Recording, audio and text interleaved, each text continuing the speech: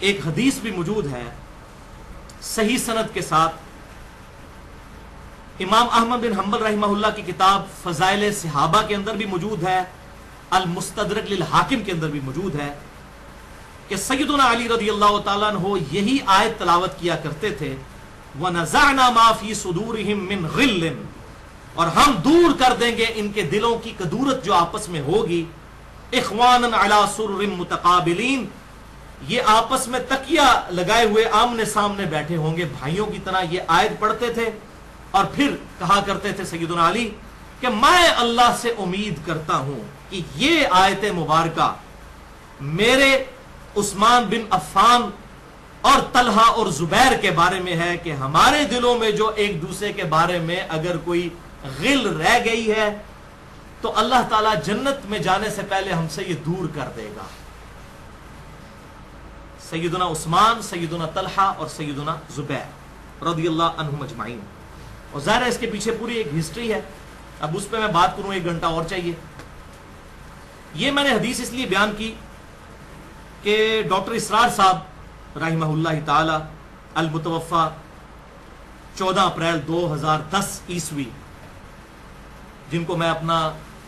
استاد بھی مانتا ہوں کیونکہ میں نے ان کے ویڈیوز سے بہت کچھ لرن کیا ہے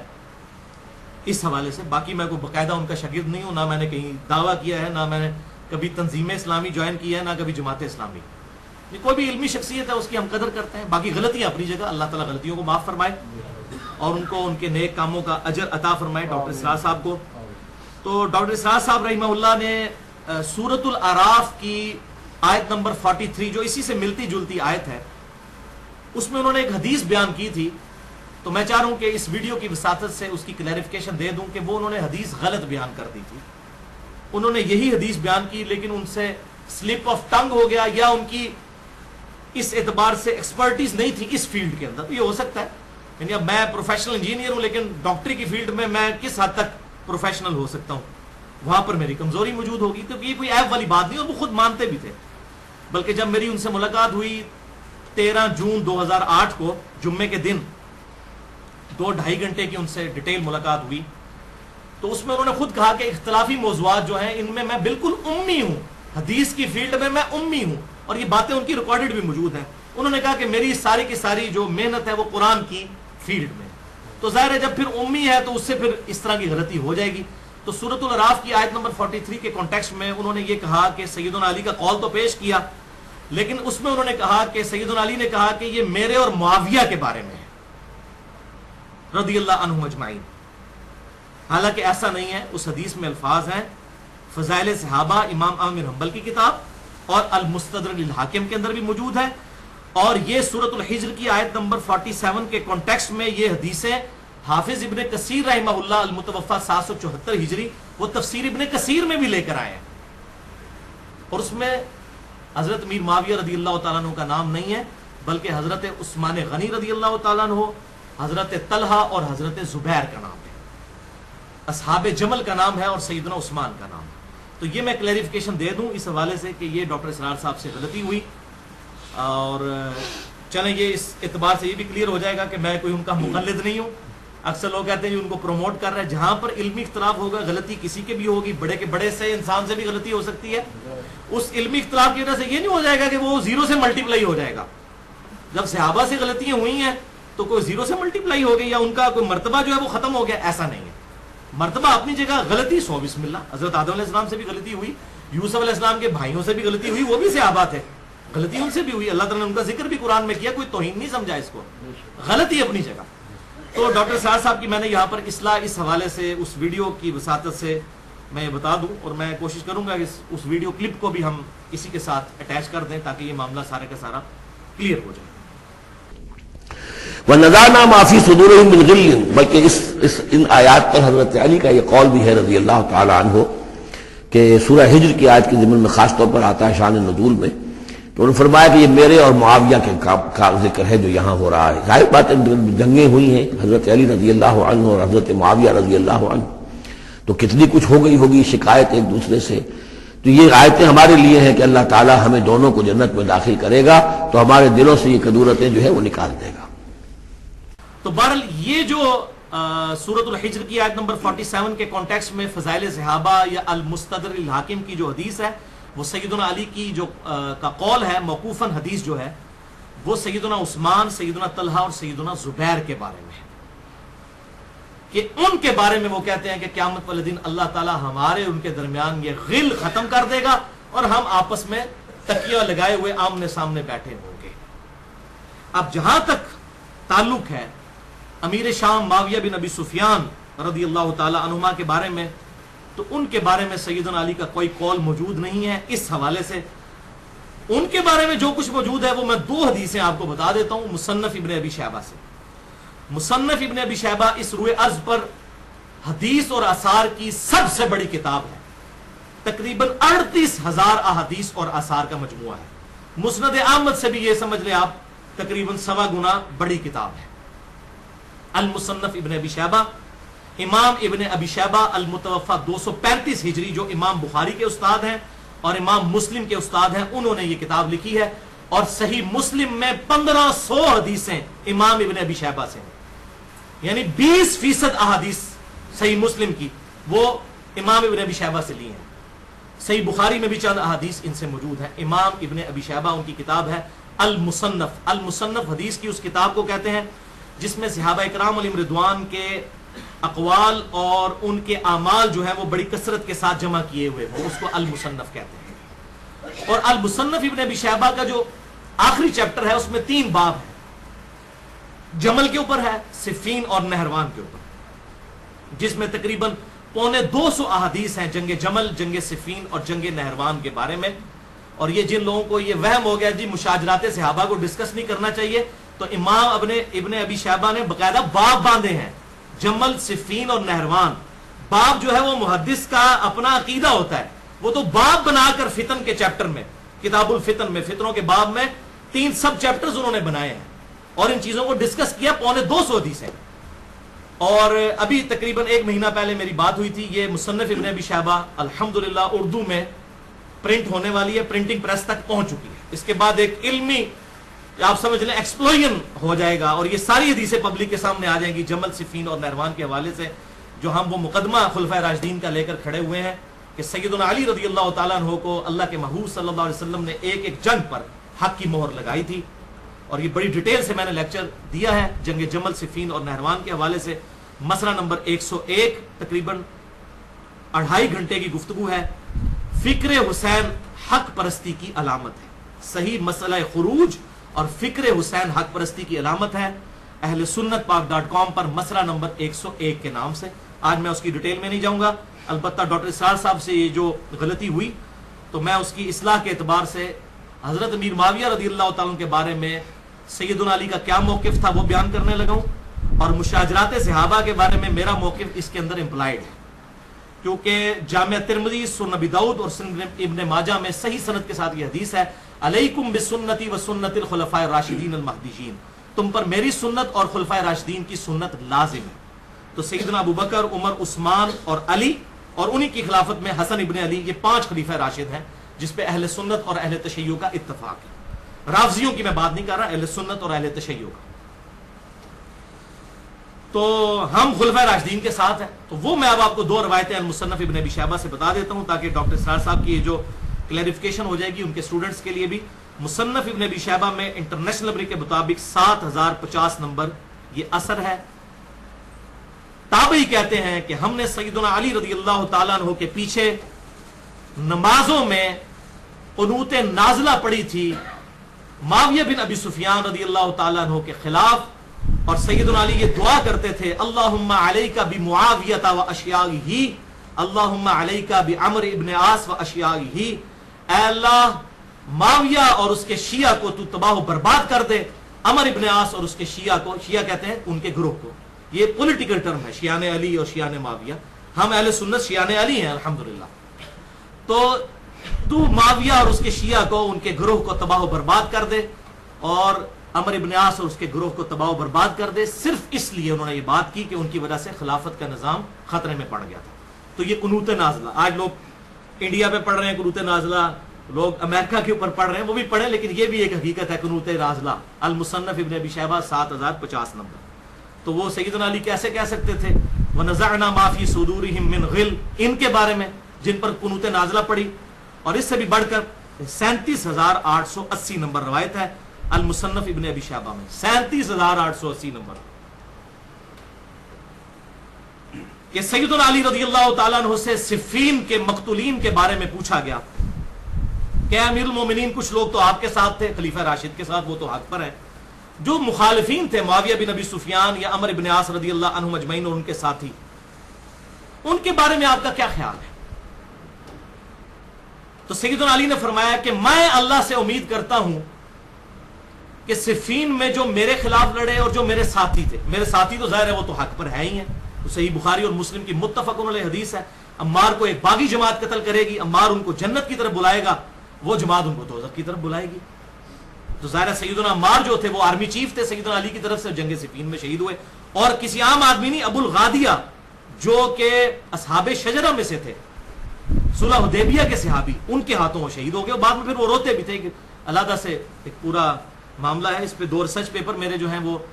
اہل سنت پاک.com پر ریسرچ پیپر نمبر 5A رافضیت، ناسبیت اور یزیدیت کا تحقیقی جائزہ، اور ریسرچ پیپر نمبر 5B ہے واقعہ کربلا کا حقیقی پس منظر 50 صحیح الاسناد احادیث کی روشنی میں۔ اس میں نے یہ پوری سٹوری کھولی ہے کہ احادیث کی روشنی میں مودودی صاحب کے اوپر ایلیگیشن لگا خلافت و ملوکیت پہ کہ جی انہوں نے تاریخی روایتیں لکھی ہیں، تو ہم نے وہ ایلیگیشن دور کر دیا ہے، ہم نے اب صحیح الاسناد احادیث، اکثر احادیث بخاری اور مسلم سے ہیں، ساری اہل سنت کی کتابوں سے وہ 50 حدیثیں عربی میں بھی جمع کی ہیں، اردو میں بھی اور انگلش میں بھی، ظاہر ہے وہ انٹرنیشنل پمفلٹ ہے، عربی میں بھی آ گیا، انگلش میں بھی، اردو میں بھی، پیچھے کون سی زبان رہے گی؟ واقعہ کربلا کا حقیقی پس منظر 50 صحیح الاسناد احادیث کی روشنی میں، اس میں ڈیٹیل سے بتایا۔ آپ مصنف ابن ابی شیبہ کی اس روایت کی طرف آئیں کہ مقتولین صفین کے بارے میں جب مولا علی رضی اللہ تعالیٰ عنہ سے پوچھا گیا، مولا کا مطلب دلی محبوب، جگری یار، حدیث متواتر ہے، من کنت مولاہ فہذا علی مولاہ، جامع ترمذی میں بھی موجود ہے، مسند احمد میں بھی موجود ہے، سنن نسائی الکبریٰ کے اندر بھی موجود ہے، امام ابن ابی عاصم کی کتاب السنہ میں بھی موجود ہے، اور کئی کتابوں میں 22 صحابہ سے حدیث، جس کا مولا میں اس کا مولا علی، جس کا جگری یار میں اس کا جگری یار علی۔ ہم اپنے علماء کو بھی مولانا کہتے ہیں، وہ مشکل کشا نہیں کہہ رہے ہوتے بلکہ دلی دوست۔ تو مولا علی رضی اللہ تعالیٰ عنہ سے جب مقتولین صفین کے بارے میں پوچھا گیا، مصنف ابن ابی شیبہ 37,880، تو انہوں نے کہا کہ جو میری طرف سے شہید ہوئے ظاہر ہے وہ تو خلیفہ راشد کے ساتھ تھے، علیکم بسنتی وسنت الخلفاء الراشدین، وہ تو حق پر تھے، اور جو میرے مخالفین ہیں میں اللہ سے امید کرتا ہوں کہ یہ دونوں جنت میں جائیں گے۔ آگے الفاظ ہے سیدنا علی کے کہ پھر معاملہ میرے اور معاویہ کے درمیان طے پائے گا اللہ کی عدالت کے اندر، یعنی معاویہ بن ابی سفیان کو سیدنا علی نے معاف نہیں کیا،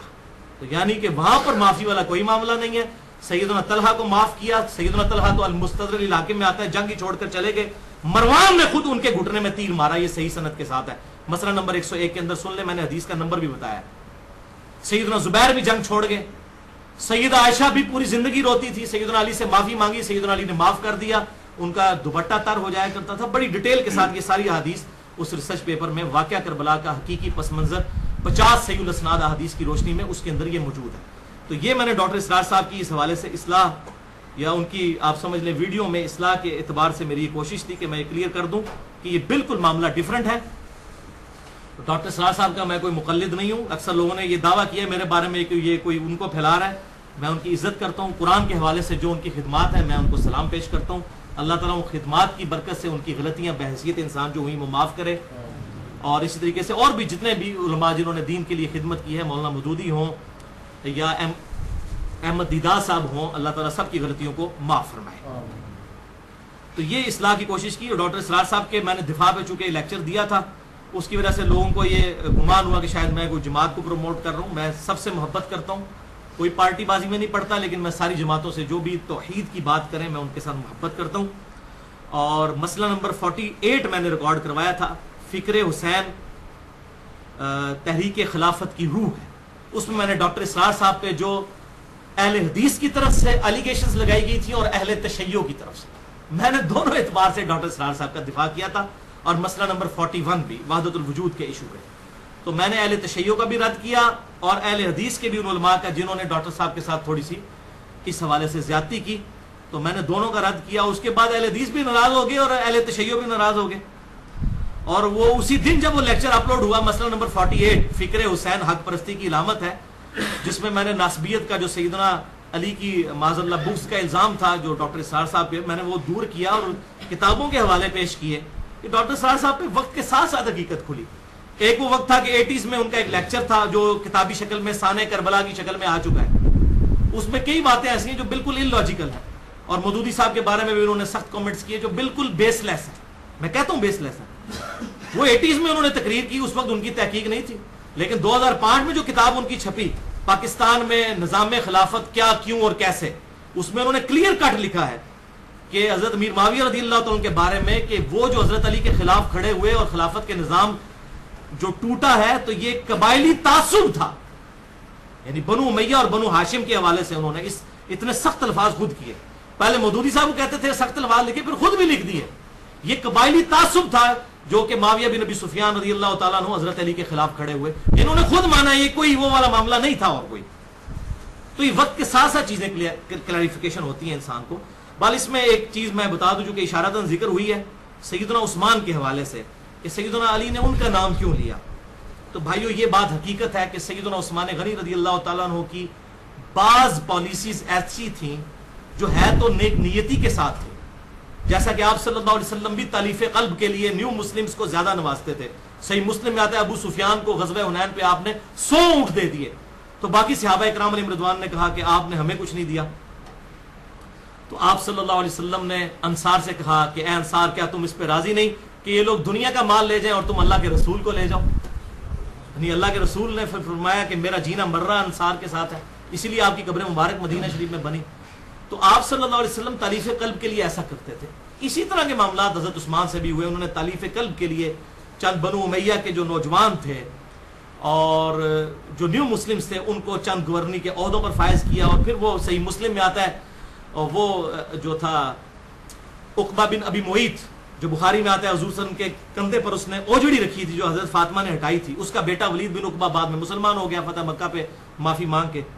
تو اس کو گورنر لگا دیا. صحیح مسلم میں آتا ہے کوفے کا, اور اس نے شراب پی کے وہ نماز پڑھایا کرتا تھا. اس کی وجہ سے صحابہ میں بڑا اختلاف ہوا, حضرت عثمان کے خلاف ایک ریولوشن پھر شروع ہو گئی. لیکن سیدنا عثمان جب بھی کوئی ایسی بات پہنچتی تھی وہ بیک فوٹ پہ جاتے تھے اور ایسے لوگوں کو گورنری سے ہٹا دیتے تھے. لیکن ظاہر پالیسیز کی وجہ سے ایک رنج تو تھا صحابہ کے دلوں میں, تو اس کی طرف سیدنا علی نے اشارہ کیا. اور یہ سیدنا علی کا نہیں ہے, سنن ابی داؤد میں صحیح حدیث ہے, بڑی ڈیٹیل ہے سنن ابی داؤد میں, خلافت والے آپ چیپٹر میں نکال لیں کہ سیدنا عمر فاروق رضی اللہ تعالیٰ نے ایک دفعہ اپنے ایک ساتھی کو ایک اہل کتاب کے پادری کے پاس بھیجا اور کہا کہ بتا کہ تیری کتاب میں میرے بارے میں کیا لکھا ہوا ہے. تو بڑے تعریفی کلمات اس پادری نے پڑھے. یہ سنن ابی داؤد کے اندر حدیث موجود ہے کہ یہ تو ایک آڑھی دیوار ہے مسلمانوں کے لیے. بخاری اور مسلم کی متفق علیہ حدیث ہے کہ میری امت اور فتنوں کے درمیان ایک دروازہ ہے, جب اس کو توڑ دیا جائے گا فتنے شروع ہو جائیں گے, اور وہ دروازہ عمر ہے. اصل میں سیدنا عمر کی شہادت جو ہے یہ اسلام کی پیٹھ میں سب سے بڑا چھرا تھا جو گھونپا گیا. اس کے بعد پھر خلافت کا نظام جو ہے ڈگمگاتا گیا, لیکن پھر بھی کچھ عرصہ چلا. خلفائے راشدین ہیں باقی بھی الحمدللہ, لیکن اس طرح کی خلافت نہیں جو ابوبکر اور عمر نے کی ہے. وہ اللہ تعالیٰ کی طرف سے خاص پروٹیکشن تھی. بہرحال وہ ابو داؤد میں آگے حدیث آتی ہے کہ پھر سیدنا عمر کے بعد اس نے پوچھا کہ جو خلیفہ بنے گا اس کا کیا حال ہوگا. تو اس پادری نے کہا کہ ہماری کتابوں میں لکھا ہوا ہے کہ وہ بڑا نیک اور شریف انسان ہوگا, سوائے اس کے کہ وہ اپنے رشتہ داروں کو نوازے گا. اور پوچھا اس کے بعد, تو اس نے کہا اس کے بعد جو شخص خلیفہ بنے گا انتہائی نیک انسان ہوگا, لیکن اس وقت تلوار نیام سے باہر نکل چکی ہوگی. یعنی وہ کوشش تو کرے گا کہ کسی طریقے سے اس نظام کو بچا لے, لیکن تل پٹ ہو جائے گا سارے کا سارا نظام, اور خود وہ اس کی بھیڑ چڑھ جائے گا. جو کہ صحیح حدیث ہے سنن نسائی الکبریٰ کے اندر, آپ صلی اللہ علیہ وسلم کو حضرت علی رضی اللہ تعالیٰ کو آپ صلی اللہ علیہ وسلم نے خود فرمایا تھا, علی اگلی امتوں میں سب سے بڑا بدبخت قوم سمود کا وہ شخص تھا جس نے اس اونٹنی کو قتل کیا تھا, اور میری امت کا سب سے بڑا بدبخت ہوگا جو تجھے قتل کرے گا. یعنی حضرت علی کو آپ نے کیا مرتبہ دیا کہ وہ اونٹنی کو قتل کرنے والا, جیسے قوم سمود میں اس کے بعد امت پہ عذاب آ گیا تھا نا, تو حضرت علی کو قتل کرنے کے بعد بھی امت پہ پھر عذاب آیا اس شکل کے اندر کہ ایک معاملہ سارا تلپٹ ہو گیا. پہلے سیدنا عثمان کی شہادت اور اس پر تو رہا یہ کہ حضرت علی رضی اللہ تعالیٰ کی شہادت. بل ابو داؤد کی اس حدیث میں پھر ملتا ہے کہ یہ جب باتیں آ کر اس شخص نے حضرت عمر کو بتائی نا، تو جب اس نے ذکر کیا نا کہ حضرت عمر کو کہ آپ کے بعد جو خلیفہ ہوگا نا وہ ہوگا تو نیک، لیکن وہ اپنے رشتہ داروں کو نوازے گا، تو سیدنا عمر کی زبان سے یہ الفاظ نکل گئے، خدا عثمان پر رحم کرے۔ یہ حضرت عمر کی آپ کرامت کہہ دیں کہ ان کو پتہ ہے، جب اکٹھے لوگ ہوتے ہیں تو نیچر کا پتہ ہوتا ہے، تو یہ حضرت عمر کے الفاظ ہیں، خدا عثمان پر رحم کرے، یعنی حضرت عمر کو یہ پتہ چل گیا تھا کہ یہ ایسا شخص کون ہو سکتا ہے۔ تو اس قسم کے معاملات تھے۔ بہرحال ان تمام چیزوں کے باوجود خلفائے راشدین میں ہیں حضرت عثمان غنی بھی، حضرت علی رضی اللہ تعالیٰ عنہ بھی، حضرت ابو بکر بھی، حضرت عمر بھی، ہم سب سے محبت کرتے ہیں اور ہم اللہ تعالیٰ سے دعا کرتے ہیں ہمیں قیامت والے دن خلفائے راشدین کے ساتھ اٹھائے۔ جو حق بات میں نے آج کہی اللہ تعالیٰ ہمارے دلوں میں راسخ فرمائے، اگر جس بات میں میرے منہ سے کوئی غلط بات نکل گئی تو اللہ تعالیٰ ہمارے دلوں سے محو کر دے، ہمیں کتاب و سنت کی تعلیمات پر عمل کر کے دوسرے بھائیوں تک پہنچانے کی توفیق عطا فرمائے۔ سبحانک اللہم و بحمدک، اشہد ان لا الہ الا انت، استغفرک و اتوب الیک، وما علینا الا البلاغ المبین۔